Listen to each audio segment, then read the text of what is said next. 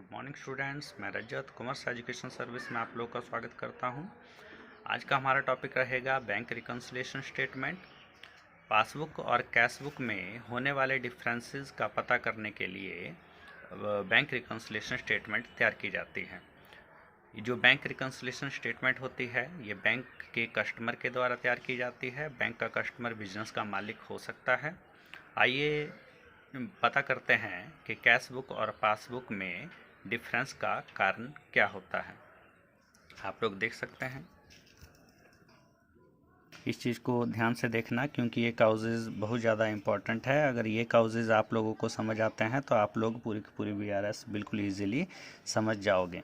तो causes of difference between cashbook and the bank statement मतलब passbook. सबसे पहले ये पता करना ज़रूरी है कि कैशबुक होती किसके पास है और पासबुक होती किसके पास है।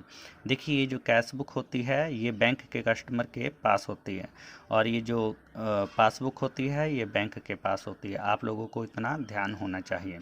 तो अभी बात करते हैं कि पासबुक और कैशबुक में डिफरेंस का कारण क्या होता है। तो सबसे पहला जो कारण होगा, चेक कीजिए, cheques issued but not yet presented for payment. मतलब चेक इशू कर दिए पर पेमेंट के लिए अभी प्रेजेंट ही नहीं हुए। अभी मैंने बात की कि चेक इशू कौन करेगा। चेक इशू बिजनेस का कस्टमर करेगा। बिजनेस के कस्टमर ने या ग्राहक ने क्या कर दिया, चेक इशू कर दिए पर बैंक में अभी पेमेंट के लिए प्रेजेंट ही नहीं हुए। मतलब कैशबुक में कस्टमर ने एंट्री कर दी लेस की और पासबुक अभी तक ऐड है क्योंकि बैंक ने अभी तक एंट्री की ही नहीं है। सेकंड है, cheques paid into bank but not yet credited और बट नॉट येट कलेक्टेड और credited by the bank. Cheque पे किए बैंक में पर बैंक ने अभी तक ना तो उसको कलेक्ट किया और ना ही उसको क्रेडिट किया, जमा किया। तो कैशबुक में तो कस्टमर ने एंट्री कर दी, ऐड की, जबकि पासबुक अभी तक लेस ही है क्योंकि बैंक ने अभी तक क्या किया, उसको क्रेडिट ही नहीं किया है। मतलब पासबुक में कोई एंट्री ही नहीं की है। नेक्स्ट है, interest collected by the bank. Bank के द्वारा इंटरेस्ट कलेक्ट किया गया। अब आप लोगों ने या बिजनेस के कस्टमर ने बैंक में कैश डिपॉजिट करवाया है, या तो एफडी करवाई है, या तो आरडी करवाई है, या तो सेविंग करवाई है, उसके ऊपर बैंक ने इंटरेस्ट चार्ज किया, मतलब बैंक ने इंटरेस्ट उसको दिया। तो इस केस में क्या हुआ, पासबुक बढ़ गई तो पासबुक ऐड हो गई, मतलब पासबुक क्रेडिट हो गई, जबकि कैशबुक में अभी तक कोई एंट्री ही नहीं हुई है।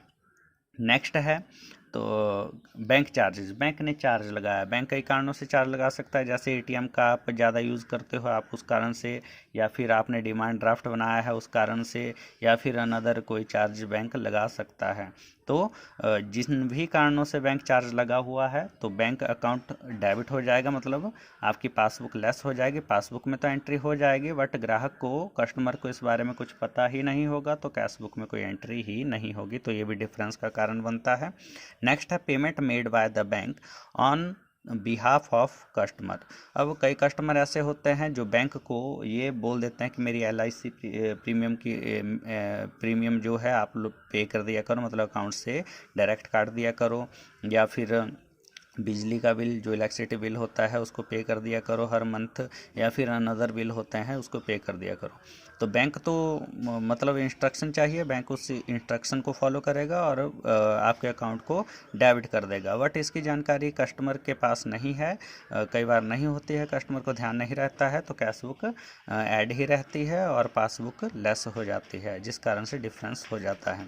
नेक्स्ट है, direct deposited into bank by the customer. अब कस्टमर के द्वारा डायरेक्ट आपके अकाउंट में डिपॉजिट करवा दिया गया है पैसा। कस्टमर मतलब किसी बिजनेस के मालिक को किसी कस्टमर से पैसा लेना हो तो वो कस्टमर क्या कर देता है, उस मालिक के अकाउंट में डाल देता है, जिसकी इन्फॉर्मेशन उस बिजनेस के मालिक को, ओनर को नहीं होती है। पासबुक बढ़ जाती है और कैशबुक अभी तक लेस ही रहती है, तो डिफरेंस का कारण बनता है। नेक्स्ट है, चेक्स और bills of exchange dishonoured.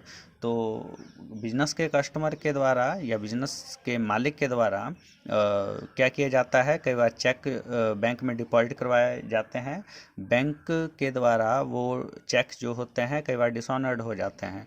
Bank उन चेक्स को डिसऑनर्ड कर देता है। जब बैंक डिसऑनर्ड कर देगा तो आपका अकाउंट क्रेडिट होगा ही नहीं, वो डेबिट ही रहेगा, जिस कारण से पासबुक और कैशबुक में डिफरेंस आ जाता है। नेक्स्ट है, cheque received by omitted to be banked. Cheque receive किया और बैंक में डिपॉजिट करवाना ही भूल गए। अब चेक कस्टमर के द्वारा, कस्टमर या फिर बैंक के कस्टमर के द्वारा या बिजनेस के मालिक के द्वारा रिसीव तो कर लिया गया है, पर बैंक में डिपॉजिट ही नहीं करवाया है। इस कारण से कैश बुक तो ऐड हो गई है, पासबुक अभी तक लेस ही है, डिफरेंस का कारण बन रहा है। नेक्स्ट है रॉन्ग डेबिटेड और credit given by the bank. अब यहाँ पे डेबिट और क्रेडिट जो है बैंक के द्वारा गलत किए गए। यहाँ पे बैंक की गलती है, बैंक को करना था डेबिट, बैंक ने कर दिया क्रेडिट, बैंक को करना था क्रेडिट, बैंक ने कर दिया डेबिट, तो ये भी डिफरेंस का कारण बनता है। नेक्स्ट है एरर इन कैश बुक। ये कैश बुक का ही एरर होता है। तो कैश बुक के बैंक कॉलम में जो डेबिट साइड होती है उसका जो जोड़ अधिक या कम लगाना। कई बार ऐसा होता है कि बैंक के ये जो कैश बुक का जो बैंक कॉलम होता है उसकी डेबिट साइड ज़्यादा या अधिक लग जाती है, मतलब उसका जोड़ जो होता है, उसका बैलेंस जो होता है वो कम या अधिक लग जाता है। उसी कारण से एक और कारण इसका होता है कि कैश बुक के बैंक कॉलम के क्रेडिट साइड अधिक या कम लगाना, तो इसको भी मतलब अंडर कास्ट और ओवर कास्ट इसको बोलते हैं।